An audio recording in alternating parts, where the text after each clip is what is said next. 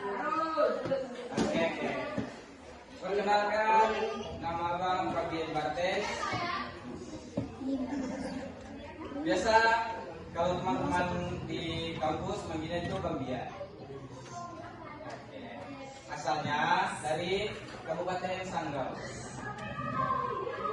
Dan Abang kuliah di STKP Persada Khatulistiwa Sintang. Dengan jurusan yang sama, kami jurusan Bahasa dan Sastra Indonesia. Dan jurusan Bahasa dan Sastra Indonesia itu ada sedikit lah. Nanti kami akan mengajar pada mata pelajaran terkhusus di SMP ataupun SMA. Nanti kami akan mengajar di Bahasa Indonesia. Ada nggak sih kalian di sini yang senang dengan pelajaran Bahasa Indonesia? Ada nggak yang senang dengan pelajaran Bahasa Indonesia? Ada? Coba tunjuk tangan. Tahu apa? Jujur aja. Kalau nggak ada nggak apa-apa. Kakaknya suka? Boleh tahu alasan kakak suka belajar Bahasa Indonesia, Kak?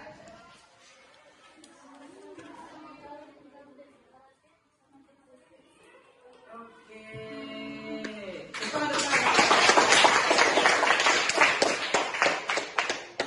Nah, perkenalan singkat dari Abang itu ya sih.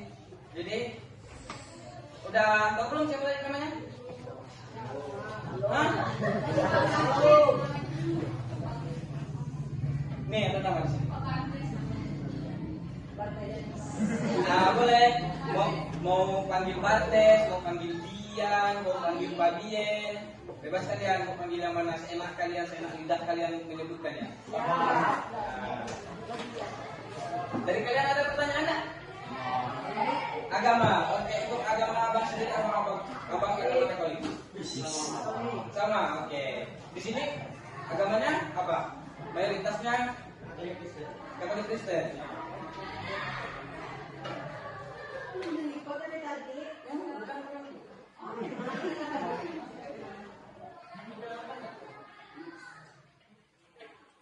Ada lagi nak yang bertanyakan? Kalau umur Abang sangat tua, udah 22 tahun. Bang, coba pencet lah. Pencet. Belum, jangan saya. Gimananya, pasti kalian setiap membuat cerita atau rekaman, pasti kalian akan di situ setiap menulisnya kan pasti ada. Oh, jadi ini pesan moralnya ini bakal begini, bakal begitu, gitu. Terus lanjut pembelajaran teks naratif. Penting karena membantu siswa mengembangkan imajinasi. Kalian tahu imajinasi? Nah, imajinasi adalah khayalan, kemampuan berbahasa, serta menumbuhkan karakter melalui nilai-nilai yang terkandung dalam cerita. Selain itu, teks naratif juga mengenalkan siswa pada kekayaan budaya dan cerita rakyat Indonesia yang syarat makna dan teladan. Kalian tahu nggak? Ada nggak cerita daerah-daerah sini yang kalian tahu? Kayak cerita rakyat gitu. Daerah kampung kalian kan, ataupun tentu saja daerah Sintang lah. Ada nggak yang kalian tahu? Kalau ada yang tahu tunjuk tangan, gitu. Ada nggak?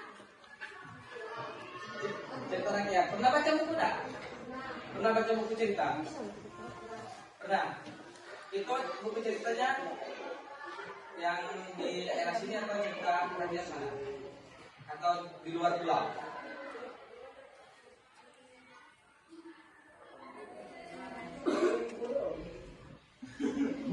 Oh, yang di luar pulau. Ada. Tahu apa judulnya? Oh, buku gelang. Lanjut.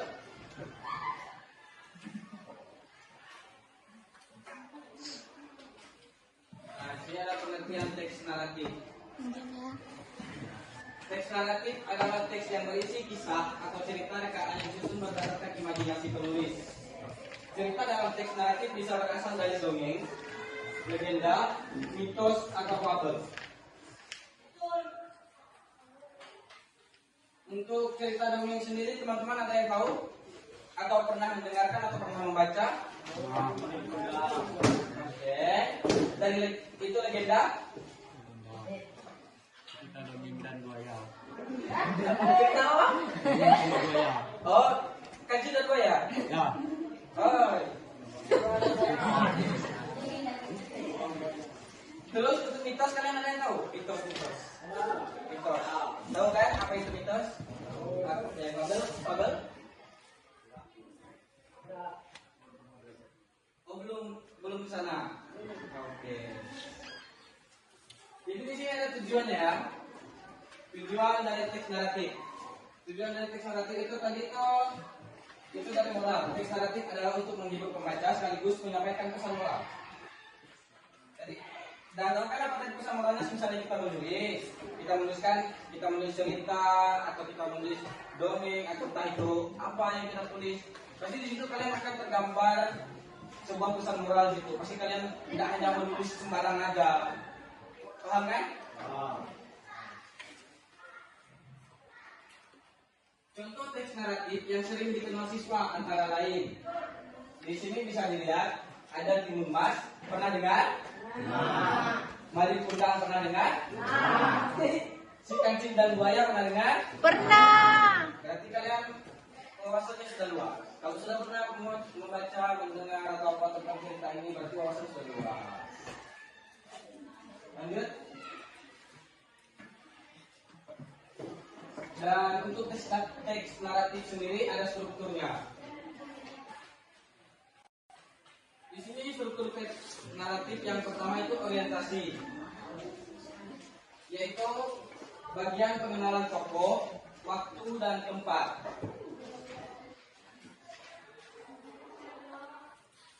Yang kedua ada komplikasi, yaitu bagian munculnya masalah atau konflik. Yang ketiga, resolusi, yaitu bagian penyelesaian masalah oleh tokoh. Yang keempat, koda, yaitu bagian penutup yang berisi pesan moral atau amanat cerita.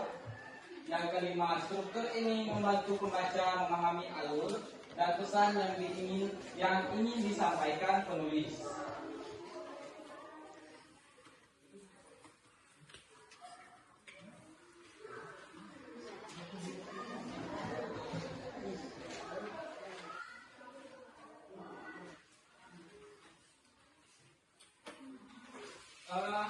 Kita mulai dari yang orientasi, yaitu bagian pengenalan tokoh, waktu dan tempat.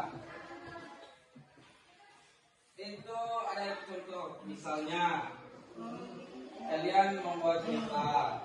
Nah, pada suatu hari di tepi sungai hiduplah seekor kancil yang cerdik. Itu kan langsung ada tokohnya, ada waktu dan tempat.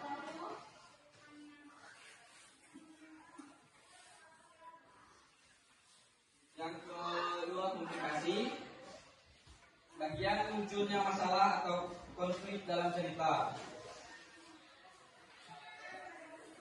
Misalnya kancil ingin menyeberang sungai, tapi airnya dalam dan penuh buaya. Terus yang ketiga, resolusi, itu bagian penyelesaian masalah.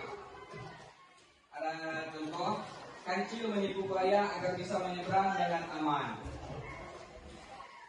Dan yang keempat itu koda, bagian akhir yang berisi pesan moral atau amanat. Misalnya kecerdikan dapat mengalahkan kekuatan.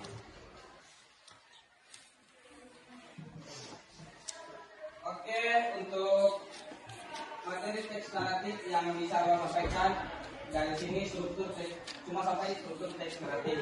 Nanti selanjutnya materi yang ke bawahnya lagi ada contoh, ada unsurnya, nanti akan dilanjutkan sama abang Bang Sandrian ya. Oke, mungkin sekian dari abang, kurang lebihnya minta maaf. Semoga kalian dapat memahami apa yang saya sampaikan. Terima kasih.